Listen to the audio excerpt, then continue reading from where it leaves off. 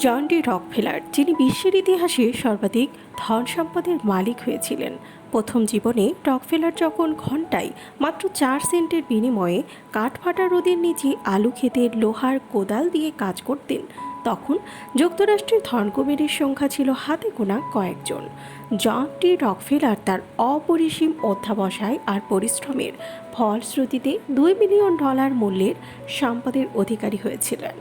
Rockefeller তার মাকে হাঁস মুরগি পালনে সাহায্য করে তার জীবনের প্রথম ডলারটি উপার্জন করেছিলেন। তিনি মৃত্যুর পূর্ব পর্যন্ত তার সুবিশাল 8,000 একর জমিতে চমৎকার এক পাল মুরগি পুষতেন, যেগুলো দেখে তিনি তার শৈশব স্মৃতি মনে করতেন। রকফেলারকে তার মা মুরগি পোষার জন্য যে অর্থ দিতেন তা তিনি খরচ না করে একটা ফাটা অব্যবহৃত চায়ের পেয়ালায় জমাতেন।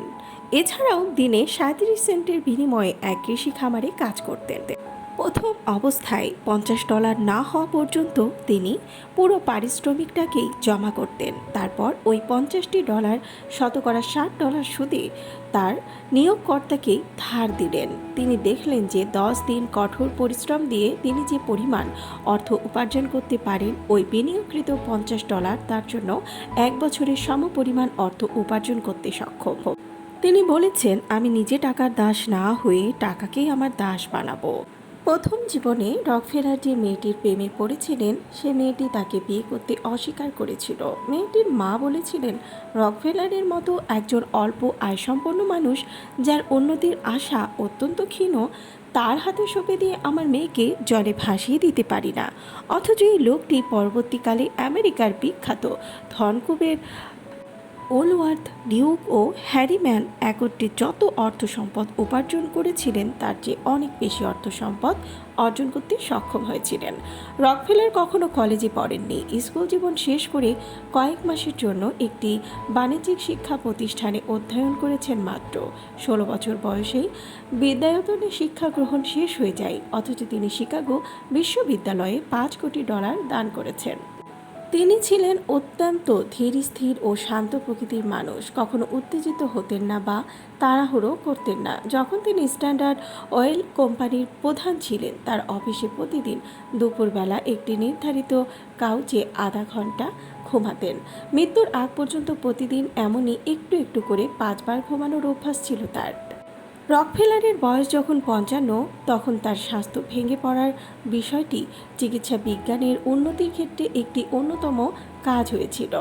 কারণ নিজের অসুস্থতা জনিত ব্যাপারে রকফেলার চিকিৎসা বিজ্ঞানে গবেষণার জন্য লক্ষ লক্ষ টাকা দান করে উৎসাহিত করেছিলেন। এর ফলে গঠিত হয়েছে রকফেলার ফাউন্ডেশন, যা সারা বিশ্বে মানব স্বাস্থ্যের উন্নয়ন কল্পে প্রতি মাসে $10 লক্ষ দান করে থাকে। রকফেলারের জীবনের অন্য একটি উল্লেখযোগ্য বিষয় হলো তিনি $75 কোটি দান করেছিলেন। বিশ্বের ইতিহাসে আর কোনো লোক এত অর্থ দান করেননি। তিনি গির্জার ব্যাপারে গভীর উৎসাহী ছিলেন। কখনো নাচতেন না, থিয়েটারে যেতেন না এবং ধূমপান বা মদ পান করতেন না। প্রতিবার খাদ্য গ্রহণের আগে তিনি প্রার্থনা করতেন এবং প্রতিদিনই বাইবেল পাঠ শুনতেন। এতদিন তিনি উন্নত জীবনের গান ও কবিতা পাঠ শুনতেন।